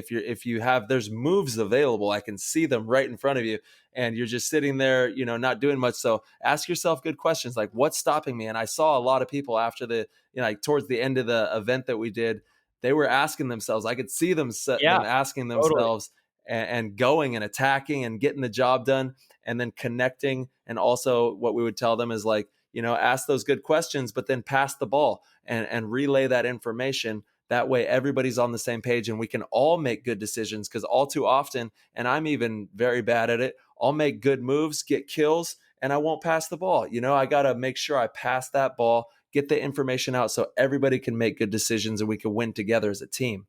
Yeah, absolutely, Ty. I couldn't agree more. And Yeah. that is what the end part of the game looks like as well. Like you have to have all the information and formulate that plan to move together to close out a point. Yeah, that's And right. it all stems from communication. All of it. It Hmm. really does. Communication is so important. It is, man. It's the cornerstone of everything. And that's why from the very beginning, when we warm up, that we start with that. Like we tell Hmm. you, listen, you better get ready to yell out here because Yep. it's going down. We need that communication. It Yeah. is everything. It's going to be the difference maker. And then we also, we go another step to make sure that they know exactly what they need to be talking about, those four things, Hmm. and breaking down the low level, mid level, and high level communication so that we can be the most efficient machine we can out there and take these guys down. Absolutely, dude. Yeah, man. That's everything. It's and it's listening too. A lot of people, like I said, they'll be yelling their heads off and they won't be listening. So it's receiving the information and then giving efficient information back. That way we're not wasting energy. For sure. Oh, that's a big one because Yeah, communicating takes a lot of energy. absolutely. Yeah, it does. When you're yelling out there, you are expending so much energy. Um, Yeah. It's draining for sure. Actually, that's one of the I've said this in the past, because I've had events where I'm exhausted and people will say, "I thought you exercised. I thought you worked out." I say, "Yeah, dude, I also communicate more than just about anybody in the league." I Yeah. truly don't think there's somebody else that communicates it more than me, maybe as much, but my teammates know, you guys know if I'm dead or alive. That's right. You Yeah. know, like if I'm not talking, I'm dead. And That's so right. it's like, Yeah. which is another huge thing about communicating, right? Like when we were doing those drills this weekend, snake players, they would come off and say, "Oh, I didn't know that he was still alive behind me." That should never be the Yeah. case. Your back guy should be Yeah. talking so much that you're either dead or alive, and you know based Yeah. off of his voice. Totally. Yeah, I know. And we have a system that we've implemented in Dynasty. It's like an echo system where if I'm yelling something out, I do not stop yelling that until the player closest to me reverberates that information out to, the next Right. closest player to them. So we got to make sure that that's happening as well. And, it helps me because I know my information is getting heard, and it helps the team because then he's echoing it out and everybody's repeating it and we get everything going. That's it. Absolutely. Absolutely. Yeah, the ecosystem, implement it, get it And going. and use each other's names, right? A lot of players Yeah. they won't use each other's names, but it's something that's just built into us from a young age. When you hear your name, your ears perk up and you're ready to receive information. Yeah. So that's a great way to get someone to kind of not stop doing what they're doing, but take them out of the zone per se, or whatever tunnel vision they might have. Use your Yeah. teammates' names and get those conversations going, guys. Like Yeah. it's so important on the field. That's right. Yeah, because once we move through the mid game, where typically, you'll have a 3-on-4, 3-on-3, something of that nature. We have to win some good battles and we have to make good decisions to Oh hopefully yeah. get them down to 2 or 1 body. And then it's just, like you said, the communication, putting it together and finding out the most effective way to take down that last 1 or 2 guys. Yeah. Absolutely, Yeah. man. Yeah, it's a big chess match, but it's fun. It's what keeps everything exciting and raw and rugged and just crazy madness out there most of the time.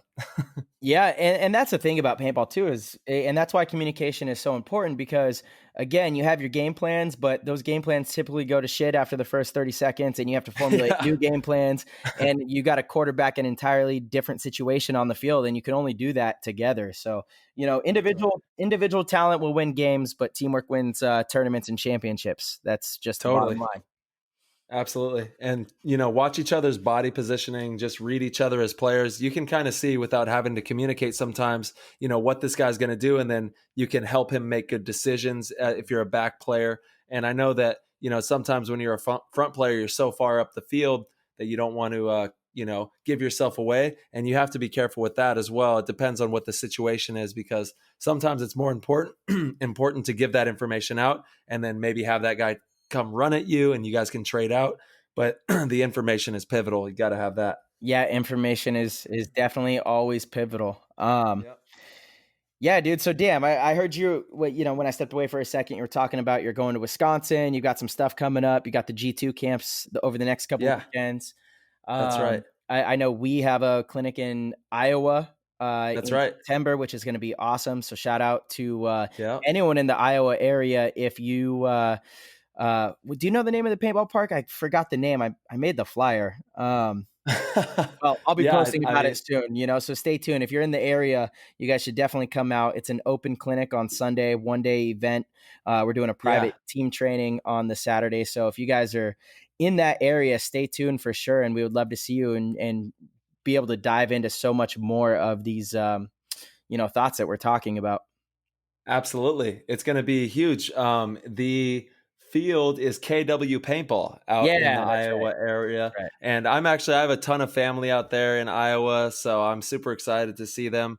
My dad was born in Iowa. So that's like the heartland of the country and where I got a lot of family. So I'm stoked to see everybody out there. Nice, dude. That's gonna Yeah. be a good time. I'm excited too to meet some of your family. That'll be cool. Yeah, yeah, it's like going back in time a little bit. Yeah. It's amazing, and it's just so homegrown and beautiful. The nicest people in the world. It's not such a rat race like the West Coast, and so fast paced, which is really refreshing to tap into the nature and tap into the local community. That's just super grassroots. That's why I love Wisconsin. Actually, have you been to Wisconsin before? I have, but never for too long. Not like to do a clinic or anything like that. Dude, it's amazing. I go to Outdoor Adventures. Huge shout out to the Burnside family, Amy and Yeah, Richard. Just amazing people that run an I awesome think field out there. they want to have us out there too. I'm pretty sure. I think I heard that somewhere. Yeah, I mean, I guarantee it. I actually need to call them. I haven't talked to them in a little bit. I hope they're doing all right through these times. Again, I know these times I are so know. tough for so many people, but absolutely love Yeah. that family. They do a lot of amazing things for the sport. As field Mhm. owners, they do an amazing job of growing the community. They really are there for the players. They're always doing cool stuff for the people that go to their field. So I love it. But Yeah. Wisconsin's great, dude. You're gonna have to have some cheese curds. maybe Yep. a little bit of whiskey, old fashioned. Like they love that out there too. Yeah. Um, yeah, it's good. It's a good time, dude. It's a good time. That sounds awesome. I Shout out love to that. Appleton. Yeah, I actually on my Instagram, I just posted today about the event that's going to be going on out there. Um, I can't remember what the field name is, but we'll be out there in Wisconsin in the beginning of oh, here it is, Competitive Edge, September 5th for that one. Nice, dude. Yeah. Awesome.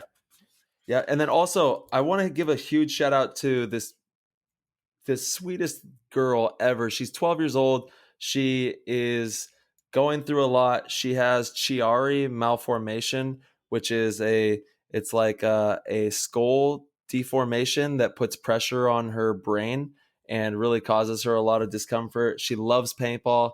I think she's from like the Florida area, but she's going to have her 12th birthday pretty soon. She's actually going on the Reapers show, I think, tomorrow to kind of help raise awareness for her.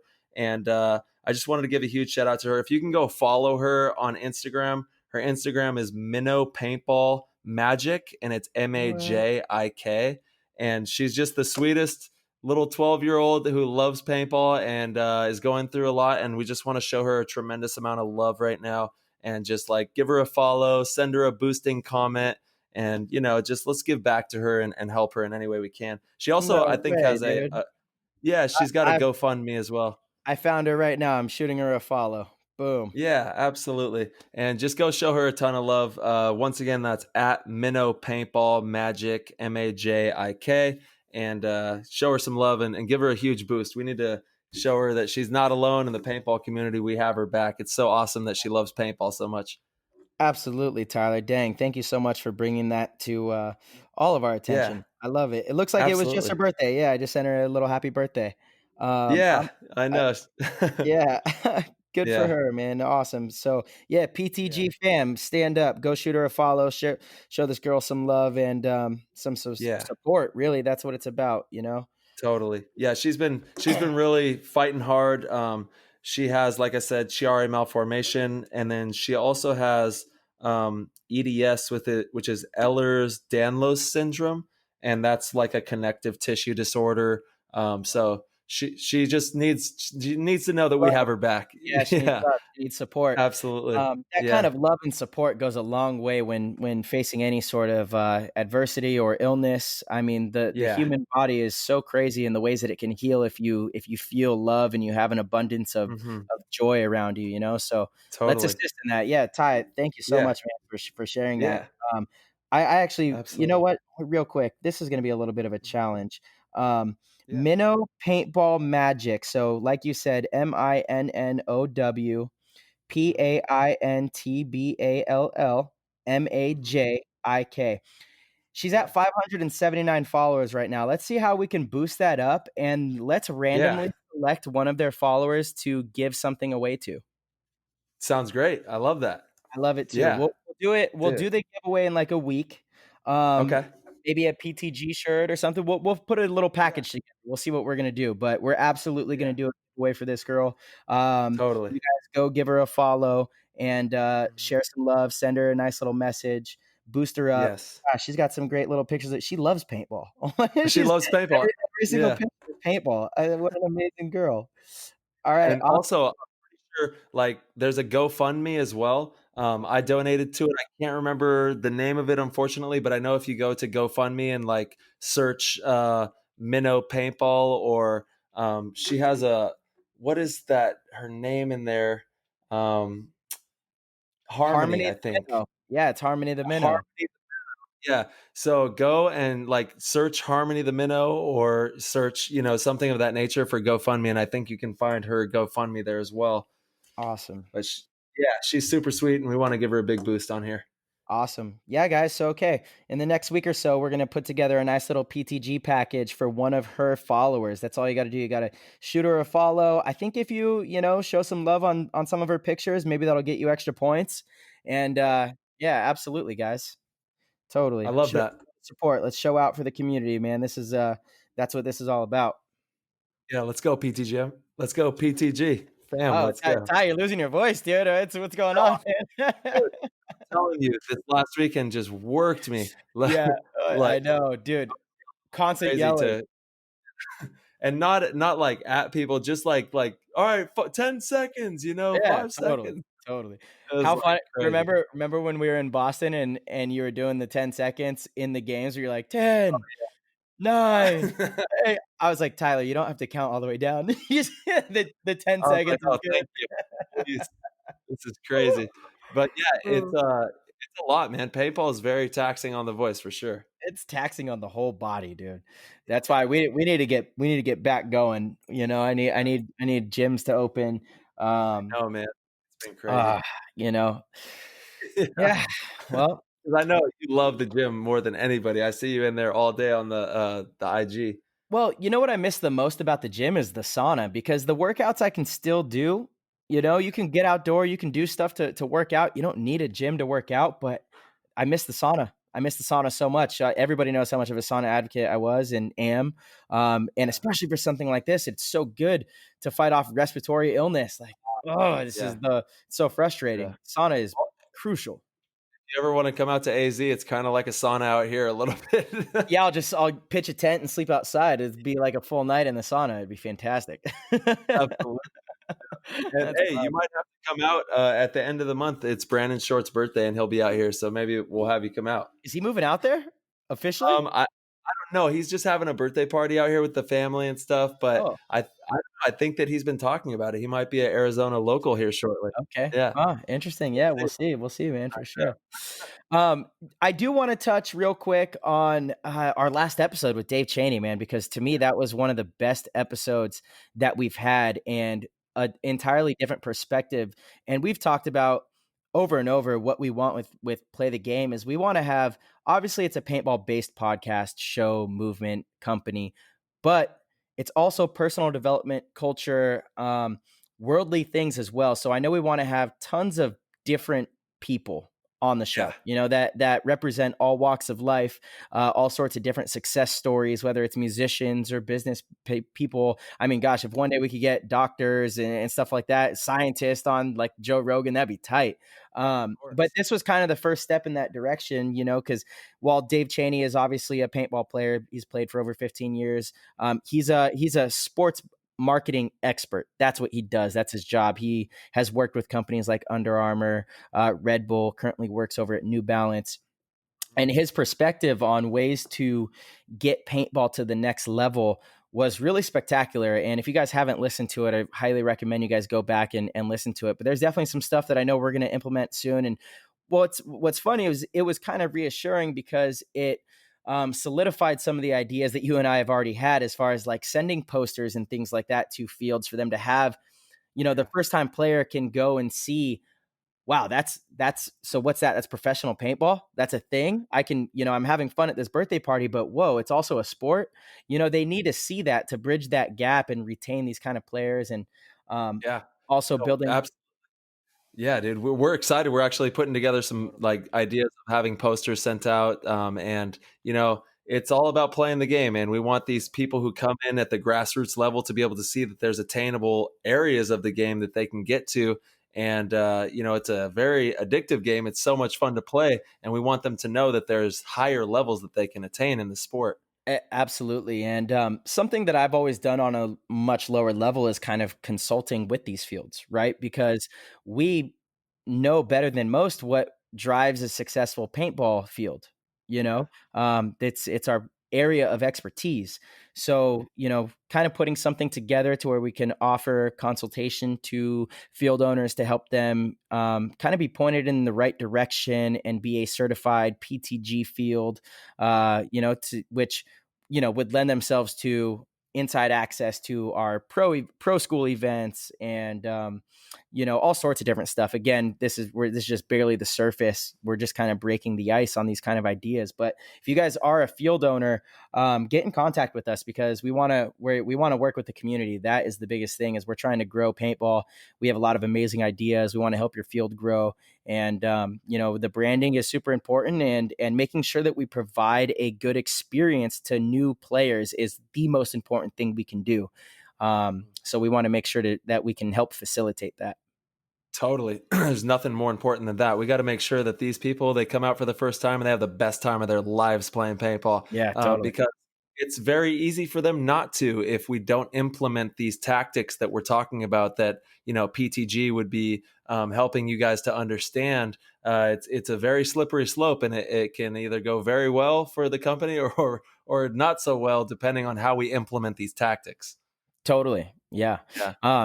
That's just a little taste for all of our PTG followers. This movement, Play the Game Paintball, is here to do some big things. So stay Absolutely, tuned, man. my friend. Stay tuned. Yeah, we're steady cooking, always cooking in the lab over here. I love it, dude. That's the best part, man. And it's just everything's like the game, right? You can play the game, and like I love how you said that we want to have everybody on the show, because there's a game to every aspect of life, Oh, yeah. and we want to make sure that we give everyone their opportunity to share how they play their own variation of the game in whatever sector that they happen to be in, because there's so many different people, and we want to hear all their amazing stories. Yeah, totally, dude. Yeah, man. Well, Bro, Ty, you got what do anything you else say? for me? Any hot cakes? Any tough questions? Let's see. I guess the only question I have is, when are we going to play tournament paintball? Get me out of here. Get me out of here. I'm not the person to ask. Dang it. Well, you're playing the ICPL too. You didn't mention that. Yeah, 10-man right. Yeah. Yeah, I'll with be the at the ICPL. All-Americans. Yep. Shout out to Frank Connell. Can't wait to see him. I Yep. know Uh-huh. now we're teammates. It got kind of crazy in Boston, but now we're teammates. So it's a beautiful thing. See, that's just That's the how beauty of amazing the the game. paintball. Exactly, dude. And I can't wait to play that one. More paintball, as much paintball as we can play safely at this moment in time is what we need. We got to keep the industry booming. We got to keep the energy high for paintball, because right now we need it the most, and we need everybody to come together and show a bunch of support for all paintball. And also, do not forget, go follow our girl, the little minnow, Harmony the minnow, and help her out and give her a boost. And let's just keep boosting everybody in paintball. That's what it's all about. Totally. Yeah, we'll put a deadline on that. Let's see. It's Tuesday. This is going to be released Wednesday. Say next Wednesday is when we pick the winner. Give it a week. Good. I Yeah, like it. sounds Next good. Wednesday, we will be picking a winner for a nice little PTG package for Minnow Paintball Magic. Again, that's MINNOW Paintball Magic, MAJIK. So That's right. show out, Cool. show the love, show the support. PTG fam, we love you. Thank you guys again for tuning in. Ty, always a pleasure catching up, talking. We had an amazing weekend.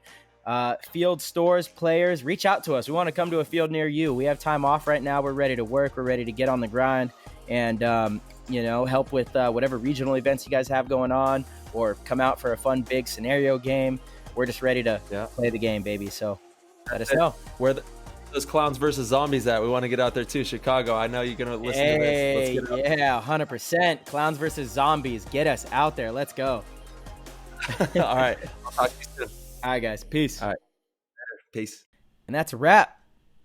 That was an awesome show with my man Tyler. One of the shorter ones we've done, but we wanted to hop in before we got another guest on and just, again, fill you guys in on what we've been doing and offer some insight to what some of these pro schools look like. Make sure you guys understand the importance of what we're doing, how we're teaching, what kind of things you'll be learning. We wanted to offer some free knowledge to all of our listeners too. We really hope that you guys benefited from this episode and were able to learn and take home some nice nuggets, so that when you go to the field this weekend or next weekend or whenever it is that you're going to be out there, you can perform at a little bit higher of a level.